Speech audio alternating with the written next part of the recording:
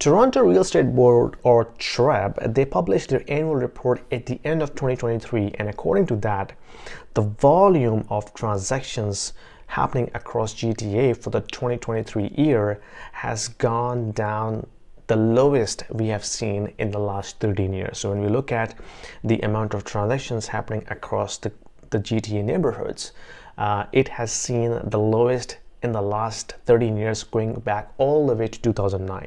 So this is significant, guys. So when you compare the number of transactions from previous year, it is down 12%, and it is down 45% from the previous peak, which was in 2022. So that tells you two different things. Number one, there's literally no demand out there. So the demand has been crushed by the heavy interest cost on the mortgages. And number two is the current house pricing is still very much unaffordable, right? So even though the prices have come down significantly from 2022 peaks, but still at the current interest rate, when you assess the monthly mortgage payments, it is still unaffordable for a lot of buyers.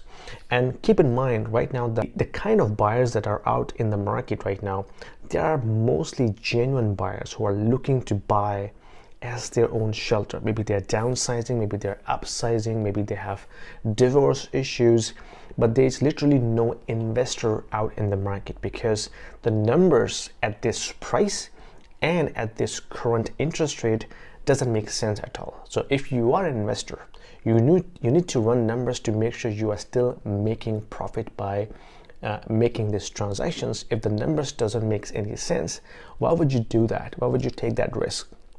Especially when there is little chance of speculations and price growth in the coming years. So the investor class is completely out right now.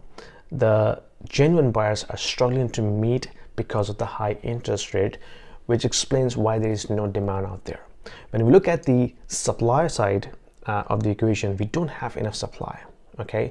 And the reason is we have structural supply shortages, which we have heard many times from realtors and the bulls, that we have structural supply shortages in this country, and which is why we will never have a real estate crash, right? We will never have the real estate collapse in this country because we have too low supply, especially when we are inviting immigrants. And with the extraordinary immigration influx, this is going to put a lot of pressure on the housing shortages, and then this will inflate the prices again. This is the narrative we have been hearing from real estate bulls and some realtors as well. But I will give you a case study of another country which has gone through similar challenges. Not exactly same, but similar challenges. And that country is Germany. So in Germany, we have seen the structural supply shortages for the last 2 decades. Sounds familiar? Yes. So for the last 2 decades, we have seen structural shortages of housing stock across Germany. And the reason is multiple reasons. It could be lack of labor, it could be the housing start that is not keeping up with the expected amount of volume, and then of course immigration is still there. It's not exactly same as in Canada, but Germany is still inviting people to come and study and settle in that country. So with the 2 decades of housing structural shortages, we have seen a similar boom in 2021 and 2022, but now Germany's housing market is collapsing. It is collapsing at a rate where the media is telling that it is nosediving with a neck break speed. That's what the media is explaining the housing slump in the German market. And Germany is the backbone of European economy, okay, the European region economy. So when the most economic strong country is going through a major housing slump, you can expect similar things happen in Canada as well. Because in Canada, since I moved in Canada, 7 years ago, I've been hearing about this whole supply narrative. We don't have supply here. We have structural supply shortages. We don't have enough housing starts. That's why we will never see pricing drop like crazy, but still we are seeing the prices are coming down on month-over-month basis, year-over-year basis. Yet December pricing were a little bit higher than November, but that doesn't give you a clear indication of the trend where the house pricing is going to go in the next year. A lot of people are speculating that the interest rate will come down this year in 2024, even though the Federal Reserve has also said they're considering cutting rates in 2024, but Tiff Macklem has denied any of those speculations. But let's give them a benefit of doubt, right? Let's assume that the rates cuts happen in 2024. Okay, do you think this is going to be a position of strength, or is it going to be a position of weakness? History shows the rate cuts always comes with some sort of economic issues, economic struggle. When the country is going through major economic downturns, the rate cuts is a step to stimulate the economy from bottom to the up. So rate cuts is not necessarily a bullish argument for housing. It could be a bearish, because when your economy struggles, it affects jobs, it affects businesses, it affects GDP.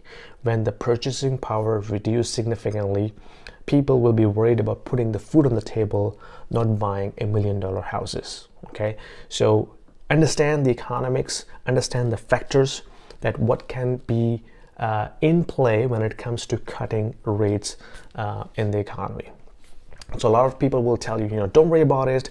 The rate cuts will happen this year, and the mortgage will be affordable again, and then you will see the housing boom again, as we saw in the earlier part of 2023. Yes, it could happen. It's a very likely scenario, but you have to understand, considering all the factors across the economic challenges, the recession fears, and why we should cut rates if the economy is still performing well. So if the rate cuts will only happen, the rate cuts will only happen if the economy is not performing well. We are going through a technical recession, which will imply the government and the central bank to stimulate it, to make sure we still push consumers to spend money in the economy, which will drive the economic engine.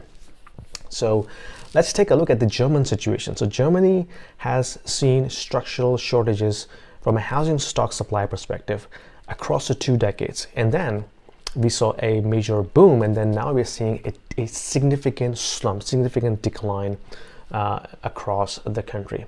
And when we look at the housing start in Canada, that is giving us the similar picture, right? 22% on annualized basis in November. That's the lowest volume of housing starts in Canada right now. What's going to happen with this low housing start? The supply shortage will continue to happen over the years. Okay, so housing stocks is not like you can dump the inventory in a month or so. It takes time. It takes time to build up the inventory, and especially with the new projects, you need between 4 to 6 years of cycle from design, concept, financing, all the way to the completion. So it takes a lot of time to bring new inventory in the market. So until that inventory comes along, the situation of affordability will not improve. Okay, now let's talk about, with this housing supply shortage, why the prices may not go up, right? This is a possibility. The prices can go up. It's a very common narrative being presented, but there are cases where we have seen in Germany, the prices are still coming down with the lack of supply shortages, with the immigration as well.